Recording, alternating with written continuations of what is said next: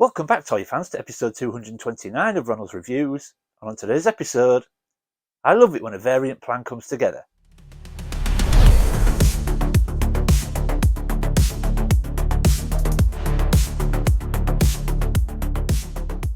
Welcome back, everyone. Now, like I said in the intro, today we are going to talk about a variant plan that recently came together. Now, if you follow me and you follow the channel closely, you will know that one thing I love when it comes to collecting is a guidebook. Now, I know we live in a world where we can get all the information we need on the internet, but I love something physical. I love a guidebook, something to reference. And you'll know that a few months ago, I picked up the Toy Collector's Wish Book Volume 1. And one line that is featured heavily in that book is Galoob's 6-inch A-Team line. And I absolutely love that line. I'm collecting it with real dedication. And this book taught me something about the 6-inch A-Team line that I didn't previously know. And what is one thing that we all love as vintage toy collectors? We love a variant. They're the A-Team. You know they're soldiers of fortune. They're the A-Team. Helping people in need. You can pretend that you're Hannibal, Murdoch, or Face, or maybe B.A. Baracus. You know each one is an ace. Each is sold separately with rifle and gear. If there's trouble to face, you know the A-Team's here. They're the A-Team. The A-Team, Murdoch, Hannibal, Face, and B.A. Baracus. Each is sold separately by Galoob. Okay, and here we go, folks. So, like I said, we're going to take a look at Galoob's 6-inch A-Team line today. And these four figures that you see are the ones that you are probably more familiar with. So the four figures on the table currently are the standard release. Now, we're not here to look at these today, but I will just give you a little bit more info just before we go. So these are the standard release figures and the ones you are probably more familiar with. So we've got Murdoch, we've got Hannibal, we've got Face, and we've got BA. Now, back in the day when they were released back in the 80s, they did come with quite a lot of accessories. So Murdoch, you can see, he's got his belt, his binoculars, backpack, rifle. They did come with quite a lot of accessories. But also, you may or may not be aware that each one of these figures came with a variant, which is what we're here to look at today. But like I said, I've got the Collector's Wish Book Volume 1, and that did teach me something about these figures. So, I mean, back in the day, these figures weren't known for their sculpt either. The head sculpts especially are not fantastic. So, I mean, if we look at Murdoch, he's got this sort of weird side eye looking off into the distance look. I'm not quite sure why they give him that one. When you get to Hannibal, Hannibal's not too bad. I'm not sure it looks like George Peppard, but not the worst face sculpt in the world. But then we get to Face Man. Not great, notoriously for not being a fantastic face sculpt on this guy. Doesn't really much look like Dirk Benedict. And then we've got BA or Mr. T, and that's probably the best figure of the lot when it comes to the standard release, because I think the head sculpt is pretty good, and I think that's probably by far the best figure out of the four. So we're going to take a look at the variants now, and I'll give you a little bit more information about what I mean. Okay, folks, so we're going to start with Face Man. So I'm just using the standard figure first for reference so you can see the differences. We're not going to spend too much time on him. But this is the standard figure. So as you can see, he's got an orange collared shirt there. He's got his black jacket, so I have to assume it's a black leather jacket.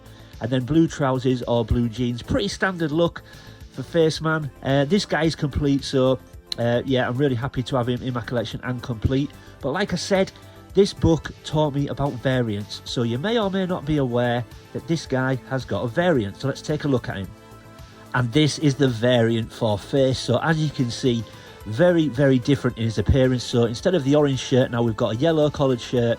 Instead of a black jacket, we've got a very, very bright, possibly you could say even a bit garish, orange jacket. And then instead of blue trousers or blue jeans, we've got grey trousers and black shoes. So, I mean, one of the brighter variants. I actually really like this. I mean, don't get me wrong, the orange is a bit bright and a bit in your face, but I really do like it. Not easy to grab this guy. Not quite the hardest variant to pick up, but probably the second most difficult variant to pick up in the line. And generally, when you find this guy, you generally don't get them with accessories. I've just gone with the accessories the standard figures would have come with. I think it's safe to assume that they would have come with the same accessories. But you often find these without accessories, but this guy can probably bring you between 60 towards £100. Anywhere in between, you're going to be paying this for this guy. And he often comes without any accessories. But, I mean, it is a little bit brighter in your face, but I do quite like the bright orange jacket. I don't ever recall him wearing an orange jacket in the show. I don't think he did, but still quite a cool variant. And yeah, really pleased to get him into my collection. But like I said, every figure has got one. So let's move on to Howling Mad Murdoch. Okay, and now we get to Howling Mad Murdoch. And like I said, he's got that weird sort of looking off into the distance, off to the side, sort of look on his face. It's a real weird expression. I don't know why they've given him that, but they have also given that same expression in the 3.75 figures as well. But here's the standard release Murdoch first. Like I said, just for reference, he isn't quite complete. He should have his grappling hook on there, but he's got everything else. So he came with a blue shirt, blue cap, his brown leather jacket. Shame we didn't get that tiger emblem on the back of it, but his brown leather jacket, and then like beige or sandy pants and what looks like sort of almost baseball trainers. Really nice figure, I say, aside from the face sculpt. But again, this guy came with a variant. And here is the variant for Howling Mad Murdoch. So again, I've gone with all the same accessories. You have to assume that the accessories were the same on these variant figures, but he has got his grappling hook this time, complete with his binoculars. And yeah, so this is the variant for Murdoch. So as you can see, on this one, they've gone with an orange shirt. Again, another very, very bright jacket instead of his leather jacket. So we've gone with yellow this time. And then I would say probably sort of more, what are they, like brown almost, but they're like a reddish brown pants. And then instead of his baseball trainers now, we've got black shoes. But again, another really cool variant. I do like the bright colours. I mean, I'm not sure they suit the figures, but I do quite like them. And this is probably the hardest one to get out of the four, and probably the most expensive as well. So Murdoch in the yellow jacket is very difficult to find. You often find them without any accessories. Most of them, to be fair, the variants you tend to find without accessories. But this one is the hardest to find and generally brings the most money. I mean, most people want around the 80, 90 to 100 mark, upwards sometimes for this guy, because he is the most difficult to find. But I do like him. It is a very cool figure, and it's just nice, like I said earlier in the video, it's nice to get variants. There's something about getting a variant that just feels good. And I'm not talking about value because they might be worth more. I just think it's nice to have these sort of harder to get figures. But yeah, there is Murdoch in his new attire. But let's move on to BA. Okay folks, and here is BA, Bosco himself. Now for me personally, I think this is the best sculpt when it comes to the 6-inch Galoob 18 figures. I think it looks most like the character it's meant to portray. I think this is a really good sculpt and a really good head sculpt, if I'm honest. But I love the fact he's got his vest, all his jewellery, and his famous sort of baseball trainers and socks. I just think this is a great figure. But there is a few things of note when it comes to this guy and when it comes to the variant, and I will tell you a little bit more in a second. And here is the variant of Mr. T. Now immediately you can be forgiven for thinking, well Luke, that's the same figure.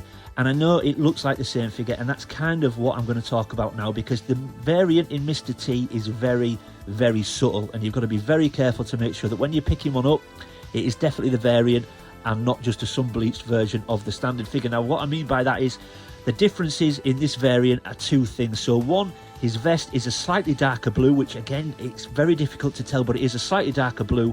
And then the tops of his baseball socks are yellow, or more of a yellow orange instead of a darker orange or a deeper orange. But what you've got to be careful with is what happens to blue plastic when it gets sun damaged, it goes slightly darker. And what happens to orange paint when it gets sun damaged, it goes slightly lighter, it fades. So sometimes you can come across a standard release BA and you think it's a variant, because over time the sun has made the vest a little bit darker and the sun has made the socks, or the tops of the socks, a little bit lighter. So you've got to be careful with this guy. You've got to be confident that it's definitely a variant and not a sun damaged version of the standard release. So this is the variant of BA. And also what's interesting, now like I said earlier in the video, the book taught me something about this line. Now this is one of the things that I didn't realise. Now I didn't think the 6-inch BA figure had a variant. The only variant I was aware of is they did release Mr. T in the wrestling line. They did a wrestling figure. He had like red and white, I think he had a white vest, red trousers, and that was the variant that I figured that Galoob gave us, even though they didn't connect it to the A-Team line. It was a wrestling figure. But then I found out, because of the book, that this is the variant. But like I said, you've got to be very careful. Study any pictures really well, or if you've got it in hand, study it well, because it's very easy to mistake it for a standard release. Because like I said, the standard release, any sun damage would make the vest a little bit darker and would probably bleach the top of the socks to make them a little bit lighter. So you could mistake it, a standard release for a variant. So just be careful when you're looking at picking up a Mr. T variant. But I always thought that the wrestling figure was the variant that they gave us, and they just didn't do an 18 variant for Mr. T, but they did. So there, the book took me to school and I learnt something new. So yeah, that's BA, but there's also something of note for Hannibal. So let's go take a look. And here is Hannibal, folks. So again, this is the standard release, the figure that you're probably most familiar with seeing. Not the best sculpt in the world, but yeah, almost complete. He needs a gun strap on his rifle there, and he needs almost a little bit of sort of an ammo belt through his gun there. But this is the standard release, grey hair. He's got like a beige sandy coloured jacket on, and then blue trousers or blue jeans, and then white trainers. But again, this guy had a variant, but there is something different to tell you about this guy. And here is the variant. So as you can see, again, very different in its appearance. I'm still needing a gun strap for that rifle, but I have got a little ammo belt in there now. So very different in its appearance. Again, same head sculpt, but now we've got a blue jacket, quite a bright blue jacket as well. Again, quite vibrant, which is nice. And then we've got sort of more grey, sort of slightly darker pants. And again, I just think it's a really cool looking variant. I think the blue is quite nice to use. And yeah, obviously very much the same figure, but just different in clothing. So I mean, again, I like this figure, and it's just always nice to have a variant. Now, like I said earlier, you may be aware of the A-Team line when it comes to the 6-inch Galoob figures, and you may be fully aware of the variants that I've shown you at the moment. But the one thing that you might not be aware of, which is something that I wasn't aware of until I picked up the book, was obviously every figure has a variant, but Hannibal has 2. And here is the second variant. Now, if like me, folks, I knew there was a variant for Hannibal, but I had no idea there was 2 variants. So we are back, as you can see, to the standard release clothing. So we've got back to the beige jacket and the sort of blue trousers or blue jeans and white trainers. But we have got a completely different head sculpt. I actually think this looks a little bit like Steve Martin. I don't know if anyone else thinks that. But a completely different head sculpt. So his hair is now white instead of grey. It's parted at a different side, and it's a completely different head sculpt. And I had no aware that this figure existed until I got the wish book. So yeah, there we go. There is a second variant of Hannibal. I actually think it's a really cool looking figure. I've just looked at it and I thought, actually, that looks a bit like Steve Martin. I don't know if anyone agrees with that. Do you think so? A cool figure, nice new head sculpt, and yeah, why they gave Hannibal 2 variants, I really don't know. But I had no idea this existed until I bought the book. So a lot of you may have known that the variants did exist, but you might not have known about this guy. So the good thing about this guy is very cheap as well. You can pick this guy up for around 20 to 30 quid, whereas the other variants are a good chunk more expensive than that. So even though he's possibly the lesser known variant, he's quite cheap to buy. So yeah, there you go. There are all the variants for the A-Team figures and 2 variants for Hannibal. So yeah, there we go, folks. Let's get everything back on the table and we'll wrap up.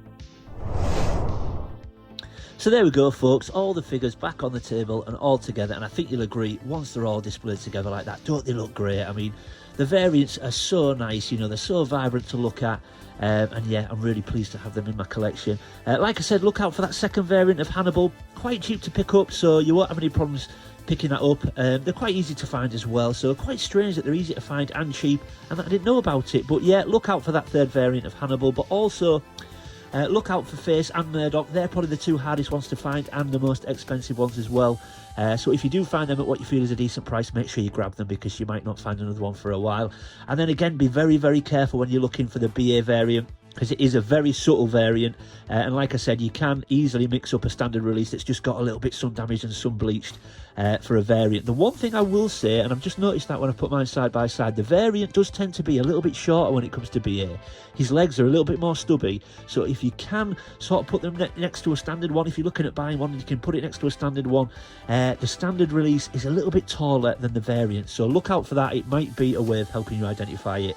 For sure. So yeah, there we go, folks. Hope you enjoyed it. If you're new to the channel, thanks for stopping by and giving me a shot. I hope you'll consider leaving a like and subscribing.